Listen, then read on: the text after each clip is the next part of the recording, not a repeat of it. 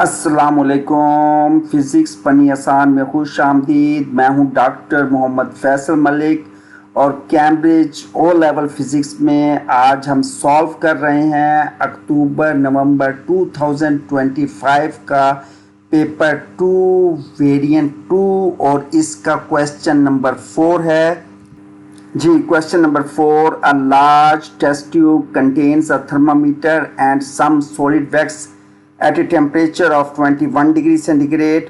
अच्छा, इसको बेहतर क्वेश्चन को अंदाज में समझने के लिए हम ऐसा कर लेते हैं कि एक फिगर ड्रा कर लेते हैं जो कि पार्ट ऑफ क्वेश्चन तो नहीं गिवन बन, हम खुद से इसको ताकि इजीली अंडरस्टैंड कर सकें। जी ये देखें, वैक्स मौजूद है टेस्ट ट्यूब में और उस जो टेस्ट ट्यूब में जो थर्मामीटर है वो आपको 21 डिग्री सेंटीग्रेड वैक्स का टेम्परेचर बता रहा है।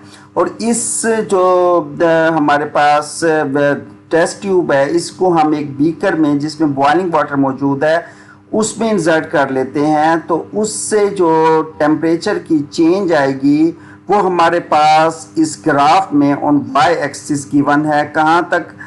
एक्स एक्सिस पर टाइम गिवन है 600 सेकेंड तक, वो वाई यानी कि टेम्परेचर में चेंज हमारे पास ग्राफ बता देगा।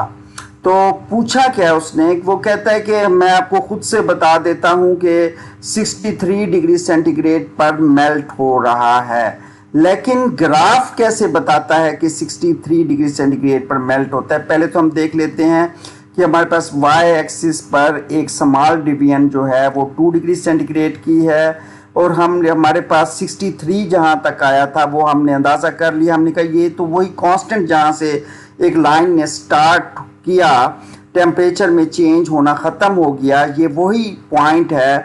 और यही होता है अंदाज़ा, हमें पता होता है कि जो टेम्परेचर चेंज होना बंद हो जाए, एक कांस्टेंट आ जाए हमारे पास ग्राफ में लाइन, तो इसका मतलब ये होता है कि जो हम एनर्जी अब दे रहे हैं वो स्टेट को चेंज कर रही है, वो मॉलिक्यूल्स के में अट्रैक्टिव फोर्सेस को ख़त्म करने के लिए काम आ रही है। तो इसलिए हमारे पास सिंपल उसने जो ग्राफ के लिहाज से पूछा तो हमने सिर्फ इतना बताना कि कांस्टेंट लाइन ही हमारे पास एक निशानी थी। तो temperature gets constant at 63 degree centigrade shows that the melting starts at this point. तो यही इसका आंसर हो। नेक्स्ट है हमारे पास इसका बी पार्ट। उसने हमें वैक्स का मैस दे दिया है और 0.040 किलोग्राम, हमें उसका पता है कि वो 21 डिग्री सेंटीग्रेड पे गई थी जब वो टेस्ट ट्यूब में गई थी, इनिशियल टेम्परेचर उसका, और हमें उसकी हीट कैपेसिटी बता दी है। स्पेसिफिक हीट कैपेसिटी 2100 जूल पर किलोग्राम डिग्री सेंटीग्रेड है। वो ये कहता है कि टेम्परेचर 0 से लेकर टाइम 0 से लेकर 220 सेकेंड तक उसका जो हमारे पास एनर्जी उसके अंदर इंक्रीज इन द एनर्जी हुआ है और वो हमने बताना है, increase in the energy in the internal energy store. पर anyway this simply it is the increase in energy. तो इंक्रीज इन एनर्जी को हम कैसे बताएंगे? Q is equal to increase in energy, ये बताना है, Q is equal to MC delta T, ये फार्मूला होता है। Mass given, C given, delta T हमने फाइंड कर लेना है। कब से कब करना है? हमने 0 से 220 सेकेंड तक जो टेम्परेचर की चेंज होगी, यानी कि हमने जाना है ग्राफ की तरफ। तो ग्राफ में चले जाते हैं।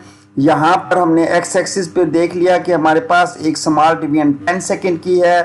तो कुछ डाटा हम ले लेते हैं, जो पुराना डाटा है वो हमने यहाँ पर लिख दिया ग्राफ के ऊपर, ये कुछ नई चीज़ नहीं लिखी गई, लीव इट। तो हमने जो है इसके अंदर ये 0 से 220 सेकेंड तक हम देखते हैं कि हमारे पास, ये देखें 220 सेकेंड हमारे पास कहाँ पर बनेगा, दिस वन। और इस पे जो टेम्परेचर होगा तो यू कैन इजीली अंडरस्टैंड कि हमारे पास 2 डिग्री सेंटीग्रेड का वाई एक्सिस पे एक स्मॉल डिवीजन थी, तो ये हमारे पास 48 बन गया। तो 48 डिग्री सेंटीग्रेड जो है हमारे पास टेम्परेचर 21 से लेकर 48 तक जो चेंज हुआ है इसको हम बताएंगे कि ये 27 जो डिग्री सेंटीग्रेड का चेंज हुआ है इसका Q is equal to MC delta T, mass given, C given, delta T 48 minus 21, just values को पुट करते जाएं। 2268 जूल, यानी कि अगर हम उसे 2 सिग्निफिकेंट फिगर में लेते हैं तो 2300 जूल इज आवर आंसर। जी 3 मार्क्स आपको इसके मिल जाएंगे। नेक्स्ट चलते हैं। Describe what happens to the motion of the molecules of the solid wax as the internal energy of the wax increases. तो क्या होगा, it increases the kinetic energy of the molecules, thus molecules move faster and vibrate more vigorously. तो ये kinetic energy increase हो जाएगी, molecules बहुत तेज और vigorously move करेंगे। ये आंसर आ गया हमारे पास।